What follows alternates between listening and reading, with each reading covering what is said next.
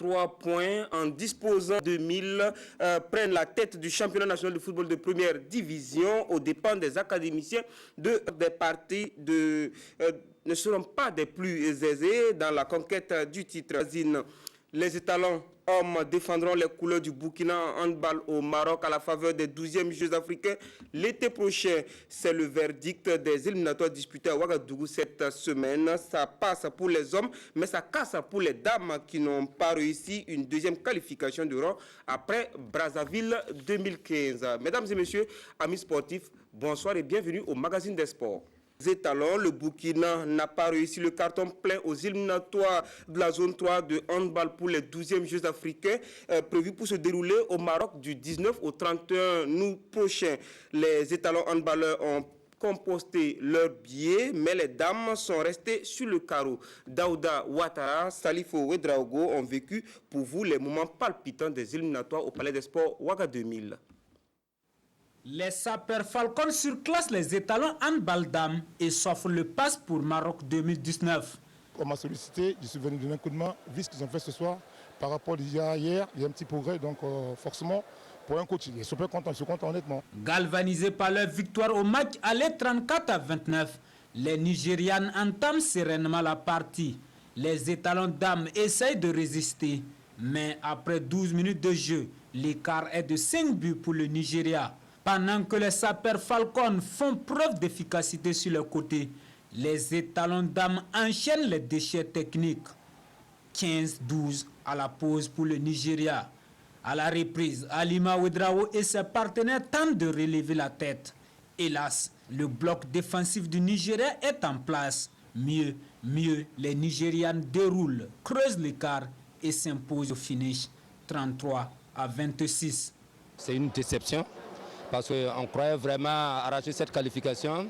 Après avoir joué contre elle hier, on a cru qu'on pouvait en tout cas les affronter et puis arracher la qualification et on s'était préparé pour ça. C'est vrai que lors de la première confrontation, on a relevé des différences tactiques que nous avions bien sûr essayé de corriger. Mais il s'est trouvé que nous jouons face à une équipe très expérimentée et qui physiquement, il faut le reconnaître, était au-dessus de la nôtre. Par contre, chez les hommes, ça passe pour le Burkina Faso. Grâce à leur victoire 34-28 lundi dernier sur les Béninois, les étalons hommes se qualifient en compagnie du Nigeria, vainqueur du Bénin, mercredi soir 35-29. Félicitations et bon vent aux étalons qualifiés. Salitas FC a fait son retard et de belle manière. Les Colombes ont tout simplement survolé comptant pour la 21e journée qui les a opposés au Buffle de Sia sur la note de 4-0 mercredi au stade municipal Issoufou Joseph Konombo de Ouagadougou. Elles prennent la tête avec 3 longueurs d'avance. Les détails avec Sie Dilareyen et Lachina Sawadogo. Une victoire et 3 précieux points pour Salitas qui prend la commande du Faso Foot au moment d'aborder la dernière ligne droite. Aboubakar Sidiki Traoré à 26e minute est victime d'une faute. Il va se faire justice et faire sauter le verrou de la SFB. Un but qui a l'avantage de réveiller les Buffs qui touchent du bois à la 45e minute par l'entremise de Ahmed Ouattara. Michel Batebo saute plus haut que tout le monde et touche la barre transversale de Daouda Diakité. Dans la suite de l'action, Fouvi Aguidi, bien servi, va aller défier le portier des jaunes et noirs. SCB va couler et le Togolais, servi magistralement par Samuel Amoto, réussit son doublé de cet après-midi à la 76e minute. Le nouveau venu, il efface son vis-à-vis et inscrit le 4e but de Colombe pour clore l'un des matchs les plus prolifiques de Salitas cette saison. Les jeunes gens, ils ont été conscients par rapport à la situation. On a essayé de mettre tout en œuvre. Chacun a fait sa part des choses. Est-ce que Oscar a déjà la tête à l'Asfa Yenega? Non, je ne suis pas du tout à l'Asfa Yenega. Je suis, je dirais, un professionnel aujourd'hui. Comme tout entraîneur, je peux avoir des contacts. Salitas a désormais 51 points, 3 points d'avance sur Aïmo à 3 journées de la fin du Faso Foot. Changement donc en tête de course avec Salitas désormais au contrôle avec 51 points plus 15. Raimo Dauphin 48 points plus 13. La SFB reste 10e avec 34 points. Programme de la 28e journée ce Mizana. USCO USFA à Banfoura, l'étoile filante de Ouagadougou reçoit la SEC au stade municipal Issoufou Joseph Konombo à Ouagadougou. AGEB AS Sonabet sur le terrain du RCB. Stade Oubi, Raimo FC RCB, RCK Majestic sur le terrain de l'étoile filante de Ouagadougou. Salitas Uzo au stade du 4 de Ouagadougou sera retransmise en direct sur les antennes de la RTB à partir de 15h45. Tous les matchs de cette 28e journée se jouent donc à partir de 16h ce samedi. Ce milieu de semaine a été consacré aux demi-finales des Coupes de l'UEFA. En Ligue des Champions, les deux représentants anglais se sont compliqués la tâche, alors qu'en Europa League, Chelsea et Arsenal sont mis sur le bon chemin. Salif Ouedraogo. Lionel Messi a presque détruit le rêve des Reds et met toute l'Europe caillie à la 26e minute pour montrer la marche à suivre. 1-0 pour le Barça, Liverpool réagit avec le Sénégalais Sadio Mané. Puis, avec James Milner, sans succès. En seconde période, le génie argentin s'offre un doublé en 7 minutes. D'abord à la 75e minute et à la 82e minute pour le coup de grâce. Le 800e but de la Pulga sous le maillot barcelonais. Dans l'autre demi-finale, la séduisante équipe d'Ajax Amsterdam domine les Spurs 1-0 au Tottenham Stadium grâce à cette réalisation de Donny van de Beek. Un cran dessous pour parler des demi-finales allées de l'Europa League. De l'Eintracht Francfort, Chelsea est revenu avec un nul. Luka Jovic pour les Allemands et Pedro pour les Blues. Pendant ce portait Arsenal pour le succès 3-1 de Gunners sur les Espagnols de Valence à l'Émirate. C'est parti depuis mercredi pour la première édition de la Coupe des 15 équipes de mission diplomatique. La cérémonie d'ouverture s'est déroulée. Renforcer les liens d'amitié et de coopération. C'est l'ambition de la Coupe des ambassades. C'est une initiative du gouvernement chargé des sports qui veut montrer combien la coopération entre le Burkina Faso et le reste du monde est une coopération efficace et dynamique. Nous avons accueilli dans notre pays plusieurs ambassadeurs qui représentent leur pays. Et aujourd'hui, en organisant ce tournoi, nous voulons montrer que la coopération est bonne et que malgré toutes les difficultés que nous connaissons, il y a des pays amis qui sont derrière nous, qui nous soutiennent et qui veulent défendre notre pays. Pour cette première édition, 16 équipes, dont 2 du Burkina, sont en course. Le sport se met au service de la diplomatie. Et le parrain de la présente édition salue l'initiative. Ce tournoi est une réussite grâce aux autorités burkinabées, grâce au soutien de son Excellence Monsieur le Président du Faso, de son Excellence Monsieur le Premier ministre et de tout le ministère des Sports et des Loisirs. Nous, on n'a fait que contribuer petit à petit, un petit peu pour la réussite de ce tournoi. Je considère que la vraie réussite, c'est de regrouper toutes ces ambassades dans un même lieu. Le mérite revient à son Excellence. Tout de suite, lorsque je lui ai exprimé donc, la volonté du ministère d'organiser ce tournoi, il a accepté et financièrement. Alors aujourd'hui, donc, ça fait pratiquement 15 pays. Je pense que c'est un score qui est très important. En match d'ouverture, l'équipe de l'Arabie Saoudite en vert est opposée à celle du Canada. L'Arabie Saoudite prend l'avantage avant que le Canada n'égalise, puis inscrit le but victorieux. 2-1 pour le Canada. C'est le score final. En deuxième rencontre, le ministère des Affaires étrangères a fait jeu égal avec l'Italie. 1 but partout. Et non loin de là, toujours mercredi, au siège de la FBF, on procédait au lancement des travaux de construction. Un terrain nu, mais plus pour longtemps. Cette pose de première pierre lance le chrono. 8 mois, c'est le délai pour faire sortir des terres une salle de conférence. Une infrastructure, tout ce qu'il y a de plus moderne. 250 places assises, 2 salles de réunion et des bureaux. Ce sont là les commodités que vont offrir ces salles qui se veulent simples et modernes à la fois. Notre salle qui a été construite en même temps que le centre technique était visiblement dépassée. Ça n'offrait pas de conditions idéales de travail. Et c'est pour cela que depuis un bout de temps, nous nous battions pour pouvoir avoir un bâtiment assez moderne. C'est là la concrétisation d'un vieux projet depuis sa conception originale. Ultra ambitieux, on avait demandé une très grande salle de près de 500 places. Et ça avait été validé par l'équipe du président Blatter. Mais vous savez, entre l'approbation de votre contrat d'objectif et la réalisation, il y a souvent des délais qui courent. La future salle de conférence de la Fédération burkinabé de football a un coût estimé à près de 236 millions de francs CFA, financement assuré par la FIFA. 2 hommes presque 2 carrières presque en une, des parallèles mais aussi et surtout des croisements. Les frères Paris pris de belles pages pour l'arbitrage burkinabé, des pages dorées qu'un jubilé en projet va revisiter en juin prochain au profit de la jeunesse. L'annonce a été faite ce matin en conférence de presse à Ouagadougou.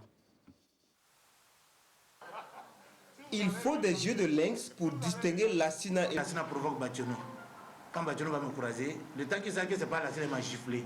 Les agressions, nous on avait déjà mis ça sur le compte donc, des incidents qui peuvent arriver dans l'arbitrage. Alors j'ai été molesté à Poura parce que c'est le qu'on cherchait. Les frères Paris qui ont porté haut les couleurs du Faso dans le paysage footballistique africain et mondial sont à la retraite depuis 2009. 10 ans après, voici le jubilé des frères Paris qui vise à présenter les trophées et leur exemplarité à travers une plus grande connaissance de leur carrière, susciter l'intérêt des jeunes sportifs pour l'arbitrage. Pendant 96 heures du vendredi 7 au dimanche 9 juin à Yaba et à Ouagadougou, puis le samedi 15 juin à Bobo-Dioulasso, entre présentation de trophées et médailles, conférences, dons de sang, matchs de gala, plusieurs activités vont rythmer le jubilé des frères Paris, placé sous le patronage de Sa Majesté Bango, la présidence du ministre des Sports et des Loisirs Daouda Azoupiou et le parrainage du président de la fête colonel Sita Sangaré. En attendant, les frères Paris devront encore courir pour boucler les 13 300 000 francs CFA nécessaires à la réussite du jubilé. Plein succès au jubilé des frères Paris. Du 6 au 13 mai, les étalons karatéka devront défendre leur titre de double champion au 18e championnat d'Afrique de karaté de l'Union des fédérations africaines de karaté. Tika, protégé de maître Omar Yugo, se prépare activement. Lassina Ouattara et Victorien Marienne sont allés constater. L'Union africaine de karaté regroupe 8 pays qui sont le Bénin, le Burkina, la Côte d'Ivoire, le Ghana, le Nigeria, face forte de 65 membres, qui ira défendre au bord de la lagune Ébrié son double titre de champion de la zone 3. Quand on est champion, c'est si on travaille à fond pour conserver le titre. En Côte d'Ivoire, c'est une façon pour nous encore d'aller prouver qu'on peut. Comme vous le voyez, on s'entraîne fort pour ça. Et naturellement, les étalons karatéka, maîtres incontestés de la sphère zone 3, et classés 10 € sur le cœur. Déjà, ça fait déjà exceptionnel de retrouver parfois 4 à 5 coachs sur le même terrain, chacun en train de proposer quelque chose, donc déjà c'est déjà bien. Et également aussi les enfants sont super motivés. Le président de la fédération a fait tous ses efforts. Les athlètes, ils ont eu les bonnes conditions pour travailler, ne serait-ce que pour gérer leur carburant, l'eau pour se rafraîchir et tout ça là. Et malgré nos moyens modestes, voilà, il faut aller partout pour défendre les couleurs du pays. Voilà, il y a des difficultés financières, sécuritaires dans le pays, mais cela ne nous empêche pas quand même de tenir debout et de marcher. Les arbitres et les entraîneurs en kata et comités des pays participants ne seront pas en reste. 4 entraîneurs et 16 arbitres burkinabés seront appelés à valider leurs connaissances devant les instances de la zone 3. Bon courage à nos vaillants étalons. Bobo-Dioulasso a réservé un accueil des plus chaleureux à son enfant log lift de l'aéroport à la maison de dessus. Moussa Tamboura et Rachid Sawadogo étaient au cœur du cortège. Suivez plutôt. C'est le retour d'un enfant prodige à la maison. Et ils sont là, ses nombreux fans pour lui rendre un vibrant hommage. C'est un champion du monde. Il mérite vraiment qu'on l'accueille. Voilà un monsieur qui est né au Burkina Faso, qui est allé au Canada, qui a refusé la nationalité canadienne, qui a refusé la nationalité américaine, qui dit non, lui veut être burkinabé et qui est en train de prendre le drapeau national, faire connaître le Burkina Faso à l'extérieur. C'est un message fort. C'est un ambassadeur du Burkina Faso. Iron Bibiré gagne Bobo Dioulasso sa ville natale après son nouveau record en log lift décroché le 6 avril dernier en Angleterre. Les mérites d'un travail reconnu ici par toute une population. De l'aéroport international de Bobo Dioulasso à son domicile en passant par la maison de la culture, lieu réservé à un accueil particulier. Chefs coutumiers et autorités régionales ont marqué leur présence par des félicitations et encouragements. Et ça montre que quand on se sent honoré comme ça veut dire qu'on doit travailler encore plus dur et puis honorer aussi les couleurs du Burkina Faso. Ce n'était pas facile du tout. Et tous les athlètes étaient prêts. Nous les Burkinabés, on était encore plus prêts que les autres. Donc voilà, on a décroché la première place en soulevant 220 kg. Et donc actuellement aussi c'est la meilleure performance de l'année 2019. Cette performance d'Iron Bibi fait de lui une fierté nationale et même africaine. L'association Club Espoir de Taekwondo ITF a célébré ses 10 ans d'existence dimanche dernier à Ouagadougou, une commémoration sur fond de démonstration et de reconnaissance. Un moment festif et surtout de reconnaissance. Une commémoration qui met en exergue des talents d'une décennie d'expérience. L'association Club Espoir de Taekwondo ITF célèbre qui augure des lendemains meilleurs. Nous avons pu élever certains apprenants au niveau suprême. Il y a eu les ceintures noires, ceinture rouge, et etc. Donc déjà, c'est une satisfaction pour nous. Mais il faut dire que ces 10 ans n'ont pas été faciles. Hein. Il y a eu des hauts et des bas.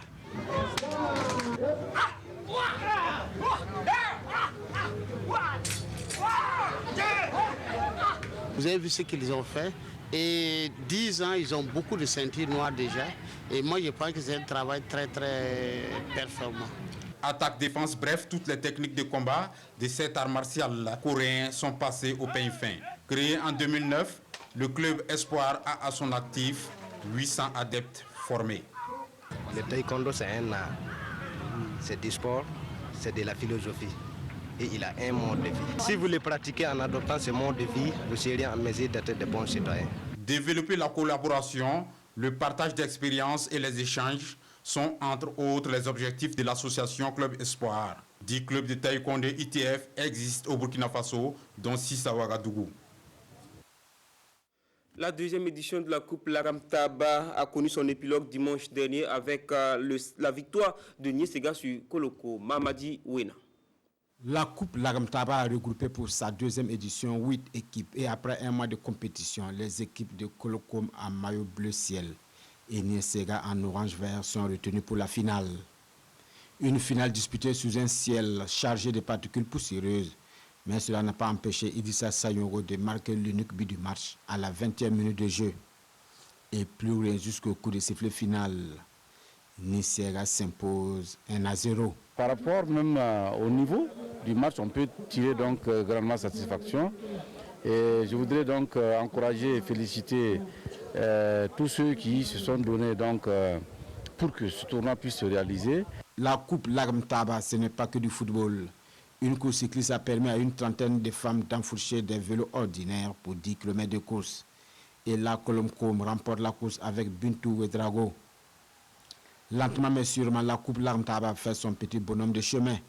Les jeunes se retrouvent et trouvent un certain engouement envers ce ballon et trouver une entente dans la province. Nous avons quand même de la mobilisation par rapport à l'année passée. Ça veut dire que les populations ont adhéré.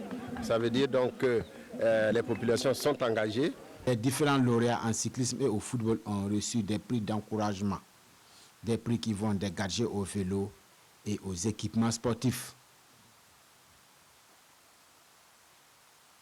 72 heures pour magnifier le travail des agents de santé dans la province de la Sicile. Au nombre des activités, un cross populaire dans les artères de Léo pour renforcer le professionnalisme et accroître l'accès aux soins. Idrissa Warga, Abdoulaye Kabouri. Parmi les activités concoctées par les agents de santé de la province de la Sicile, à la faveur de leurs 72 heures d'activité, il y a bien ce cross. Un cross populaire qui a connu la participation du corps médical, de la population, des corps militaires et paramilitaires de la Sicile. Les coureurs ont pris pour point de départ la maison des jeunes et de la culture de Léo et ont arpenté quelques artères de la ville avant de revenir au lieu du départ. Ce cross se veut un cadre de communion entre les agents de santé et la population afin de promouvoir les bonnes pratiques en matière de santé, notamment la pratique du sport. On trouve que vraiment c'est une très bonne chose parce que ça a permis de rassembler les fils et les filles de la province même de la Sicile, en particulier la ville de Léo. À la suite du cross, les agents de santé se sont prêtés à quelques séances d'aérobie. Le thème cette année est le renforcement du professionnalisme ou un accroissement de l'accès aux soins. Ce samedi, vous pourrez suivre en direct sur la RTB à partir de 15h45. Salitas Uzo comptant pour la 28e journée du championnat D1 en direct, donc sur la RTB. Bonne fête de la liberté de la presse à tous les journalistes. Bon week-end sportif à toutes et à tous. Merci de nous avoir suivis. L'information continue sur www.rtb.bf et sur YouTube. Bonsoir.